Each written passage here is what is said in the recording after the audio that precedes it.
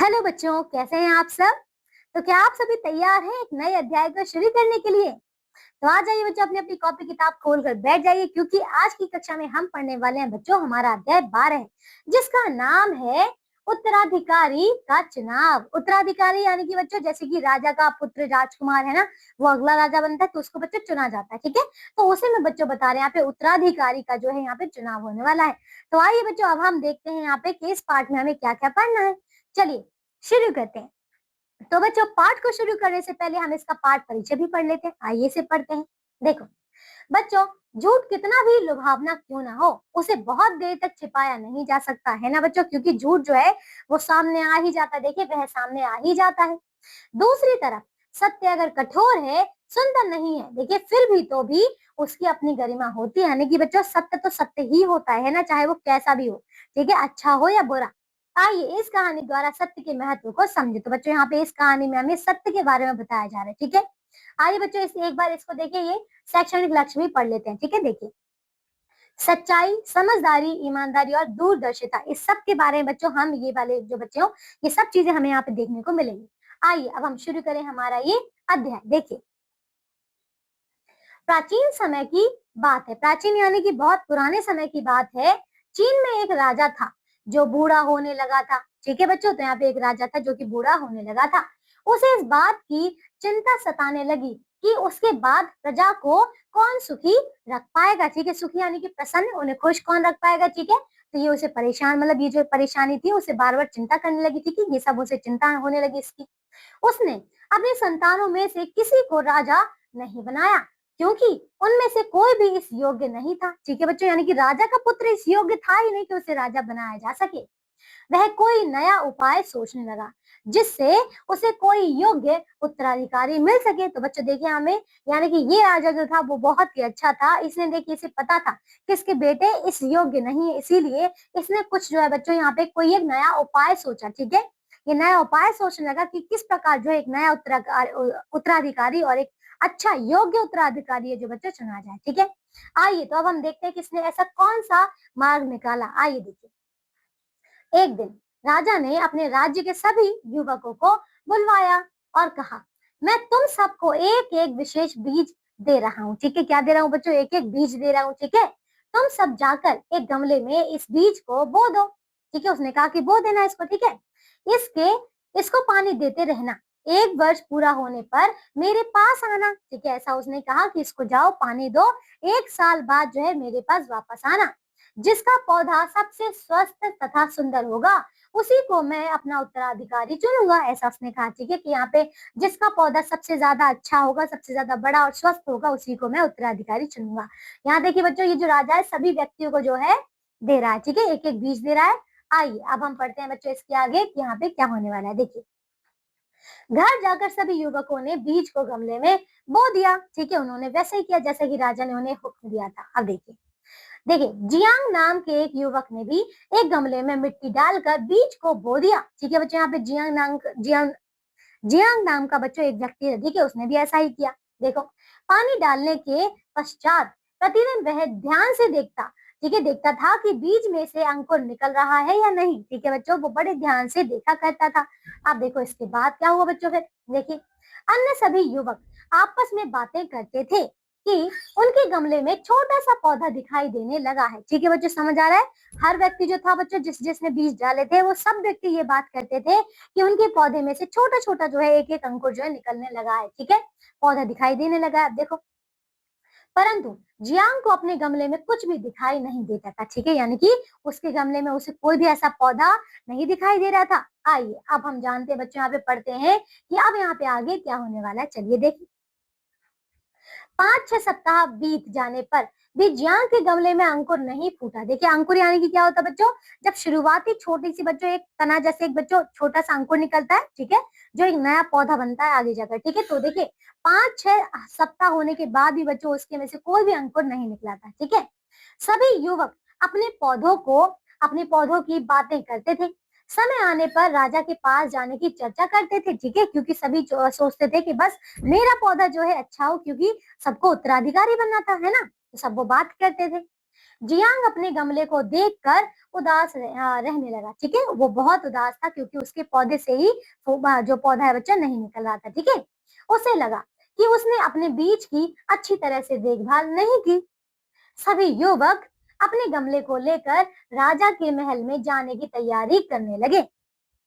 Jiang ने अपनी माँ से कहा कि वह खाली गमला को लेकर महाराज महल में नहीं जाएगा। तो देखिए बच्चों, क्योंकि उसके गमले में अभी तक देखिए कोई भी पौधा नहीं था, इसीलिए देखिए आप सबके गमले में तो पौधे आ गए थे, तो वो राजा के पास जाने को तैयार हो गए। लेकिन इसने देखिए जियांग ने अपनी माँ से कहा कि मैं खाली गमला लेकर जो है राजमहल में नहीं जाऊंगा। ठीक है, उसकी माँ ने उसे समझाया कि खाली गमला लेकर ही राजमहल में जाओ। ठीक है, उसने कहा कि जो तुम्हारे पास है खाली गमला तुम यही लेकर जो है राजमहल में जाओ। अब देखिए आगे फिर क्या होने वाला था, आइए देखें। जियांग को समझ में आ गया कि माँ ठीक कह रही है। ठीक है, वह खाली गमला लेकर ही राजमहल की ओर चल दिया। ठीक है, उसने वैसा ही किया उसकी माँ ने जैसे कहा था। कुछ देर बाद राजा महल में आए और सबके पौधों को देखकर बोले, वाह क्या पौधे उगाए हैं। ठीक है, उसने ऐसा कहा। ठीक है, राजा ने सबकी तारीफ की। आज तुम लोगों में से किसी एक युवक को इस राज्य का उत्तराधिकारी चुना जाएगा। ठीक है, क्योंकि सभी की देखिए आप देखे ना बच्चे, देखो सबने एक एक पौधे जो है यहाँ पे उगा दिए थे, है ना। अब क्या हुआ, देखिए वो कहता है राजा कि आज तुम ही सब में से जो है कोई ना कोई एक उत्तराधिकारी जो है बनेगा। आइए अब देखें बच्चों यहाँ पे कि इनमें कौन जो है उत्तराधिकारी बनने वाला था। आइए देखें। अचानक राजा ने जियांग को भीड़ में से खाली गमला लिए हुए आते देखा। ठीक है, अब जियांग दिखाई दिया। वह सहमा हुआ था। ठीक है, यानी कि बहुत डरा हुआ था और राजा के पास जाने में हिचकिचा रहा था क्योंकि बच्चों वो आना नहीं चाहता था। ठीक है, राजा ने उसे अपने पास बुलाया। ठीक है बच्चों, राजा ने उसे अपने पास बुला लिया। ये देखिए ये है जियांग, जिसका गमला एकदम खाली है। ठीक है, उसमें कोई भी पौधा नहीं है। अब देखो आगे क्या हुआ बच्चों। जियांग को खाली गमला लिए देखकर सभी युवक हंसने लगे। तभी राजा ने सभी को शांत रहने का आदेश दिया। ठीक है, यानी कि हुक्म दिया कि सभी चुप हो जाओ। ठीक है, देखिए, और यह घोषणा की कि जियांग ही मेरा और इस राज्य का नया उत्तराधिकारी होगा। तो देखो बच्चों हुआ क्या यहाँ पे, ये जो व्यक्ति देखिए राजा था, राजा ने बताया कि जिसके गमले में, ठीक है, जियांग के गमले में कुछ भी नहीं था, उसने कहा कि यही मेरा उत्तराधिकारी बनेगा। ठीक है, देखो फिर क्या हुआ, यह सुनकर सभी युवक सन्न रह गए। ठीक है, यानी कि सभी बड़े दंग रह गए कि ये राजा ने क्या किया। इसने तो हमें कहा था कि जिसका पौधा सबसे अच्छा होगा, स्वस्थ होगा, उसी को उत्तराधिकारी बनाया जाएगा, लेकिन ये क्या, इसके तो गमले में कुछ भी नहीं था और इसको उत्तराधिकारी बना दिया। अब देखिए जियांग को अपने कानों पर विश्वास नहीं हो रहा था। ठीक है, उसे बिल्कुल भी भरोसा नहीं हो रहा था अपने कानों पर कि आखिर उसने ये क्या सुना। अब देखिए बच्चों इसके आगे फिर क्या था, देखो राजा ने कहा, एक वर्ष पहले मैंने तुम सबको एक एक उबला हुआ बीज दिया था। क्या दिया था बच्चों, उबला हुआ बीज। ठीक है, वो उबला था बीज। ठीक है, उबला हुआ बीज कभी अंकुरित नहीं होता। ठीक है बच्चों, आपको भी पता है कि हमारे देखिए वो बुजुर्ग, तो बच्चों देखिए वो बीज जो बिल्कुल कच्चा होता है वही उसी से अंकुर निकलता है। ठीक है, उबले हुए बीज से कभी अंकुर नहीं निकलते। ठीक है, तो राजा ने बताया। अब देखिए क्या हुआ, जियांग को छोड़कर तुम सभी ने उबला बीज हटाकर दूसरा बीज बोया और पौधा लगाकर देखिए पौधा उगा कर ले आए। तो बच्चों देखिए यानी कि सभी लोगों ने क्या किया था, धोखा दिया था, है ना। उन्होंने देखिए झूठ बोला था। एक नया बीज देखिए, अब देखिए सभी के बीज उबले थे तो फिर उसमें से भला पौधे कैसे निकलते। तो सभी लोगों ने क्या किया था, एक एक नया नया बीज जो है उन्होंने डाला और उन्हीं से पौधे उगाए थे और वही लेकर आ गए थे। देखिए, लेकिन जो जियांग था बच्चों उसने कोई धोखा नहीं किया था। उसने जब जो पौधा नहीं था बस वो वही पौधा पौधा ले आया था, है ना।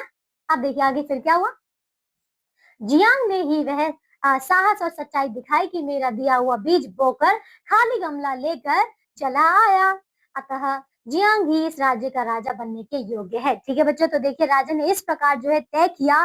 देखिए उसने निर्णय सुनाया कि अब जियांग ही जो है उसका राजा बनेगा और ठीक है, और जो है वही जो है यहाँ पे उसके योग्य, यानी कि वही लायक है राजा बनने के। तो देखिए बच्चों यहाँ पे इसमें यहाँ पे ये हुआ। देखिए अब हमारा अध्याय पूरा हो चुका है ना बच्चों। हमने देखा ना कि कितने अच्छे तरीके से अपनी समझदारी, अपने सत्य को बनाए रखना चाहिए, है ना। और बच्चों सत्य का सामना ही करना चाहिए, क्योंकि देखिए बाकी सबने देखिए झूठ बोला था। झूठ का देखिए झूठ कभी ना कभी सामने आ ही जाता है। इसीलिए बच्चों झूठ ना ही बोलो तो ही बेहतर है, क्योंकि सामने आएगा तब और ज्यादा परेशानी होगी ना, आप ही को उसका दंड मिलेगा, है ना। आइए अब हम करते हैं बच्चों इसकी शब्दावली। ठीक है, देखिए इसमें शब्दावली में क्या क्या है, यहाँ देखो। प्राचीन यानी कि पुराना, ओल्ड। चिंता यानी कि बच्चों फिक्र, ठीक है, वरी। प्रजा, जनता, सब्जेक्ट। ठीक है, अब देखिए आगे और है बच्चों यहाँ पे कुछ शब्द, ये देखिए अंकुर यानी कि बीज में पौधा निकलना, ठीक है। स्प्राउट, राजमहल, राजा का घर, पैलेस। सहमा हुआ, डरा हुआ, अफ्रेड। आदेश यानी कि आज्ञा, ऑर्डर। विश्वास यानी कि भरोसा, ठीक है, ट्रस्ट। योग्य इसका अर्थ है बच्चों लायक, डिजर्विंग, ठीक है। तो बच्चों ये था हमारा अध्याय। आइए बच्चों अब हम यह भी जाने पढ़ते हैं, क्योंकि इसमें बहुत ही ज्यादा महत्वपूर्ण बातें आपको बताई जाएंगी। चलिए बच्चों इसे पढ़ते हैं। देखो, चीन दुनिया में सबसे ज्यादा आबादी वाला देश है, ठीक है बच्चों। चीन की जो आबादी बच्चों सबसे ज्यादा है। यह क्षेत्रफल में विश्व का चौथा सबसे बड़ा देश है, ठीक है बच्चों, इसे याद रखिएगा। दुनिया के 85% बनावटी क्रिसमस ट्री और 807 प्रकार के खिलौने चीन में बनाए जाते हैं, ठीक है बच्चों। देखिए आजकल देखिए हमारे भारत में भी ज्यादातर चीजें बच्चों देखिए जो बच्चों चीन से आती हैं या फिर किसी बाहर कोई अन्य देश से आते हैं, ठीक है। लेकिन चीन में देखिए 85% जो है बनावटी क्रिसमस ट्री और 807 प्रकार के जो है बच्चों यहाँ पे जो खिलौने बनाए जाते हैं, ठीक है। देखिए दुनिया का सबसे बड़ा शॉपिंग मॉल चीन में है, ठीक है, शॉपिंग मॉल। तो देखिए चीन में स्वादिष्ट भोजन के नाम पर हर साल 40 लाख बिल्लियां खाई जाती हैं। कितनी बच्चे? 40 लाख बिल्लियां खाई जाती हैं, ठीक है। वहां पे देखिए विभिन्न प्रकार के जानवर वो लोग खा लेते हैं ना। देखिए चीन में अमीर लोग अपने बदले दूसरों को जेल भेज सकते हैं, ठीक है बच्चे। देखिए यहाँ पे एक ऐसा नियम है। देखिए जो अमीर लोग है ना वहाँ क्या करते हैं, अपने बदले किसी और व्यक्ति को जो है जेल भेज देते हैं। हो सकता है वो उन्हें कुछ देते होंगे बदले में, लेकिन देखिए उन्हें जेल भेज देते हैं। और देखिए ये नियम वहां पे लागू भी है, तो ये गलत है ना। चीन में सबसे ज्यादा जुड़वा बच्चे पैदा होते हैं, ठीक है, जुड़वा बच्चे। अब देखिए इसके आगे, दुनिया में सबसे ज्यादा बोली जाने वाली भाषा चीनी है। तो बच्चे देखिए यहाँ पे ये थी हमारी बहुत ही ज्यादा महत्वपूर्ण बातें चीन के बारे में, है ना।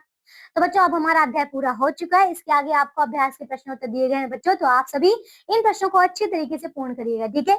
चलिए बच्चों फिर आज की कक्षा के लिए इतना ही। मैं आशा करती हूँ कि आप सभी ने इस अध्याय को बहुत अच्छे से सुना होगा, समझा होगा, और आप लोग भी ये प्रण लेंगे कि आज के बाद कभी भी आप लोग झूठ नहीं बोलेंगे, सच का सामना करेंगे, ठीक है, चाहे वो कैसा भी हो, ठीक है बच्चों। चलिए तो अब हम मिलते हैं एक नई कक्षा में इसके नए अध्याय के साथ। तब तक के लिए तब आप सब अपना ध्यान रखिए और स्वस्थ रहिए। बाय बच्चों।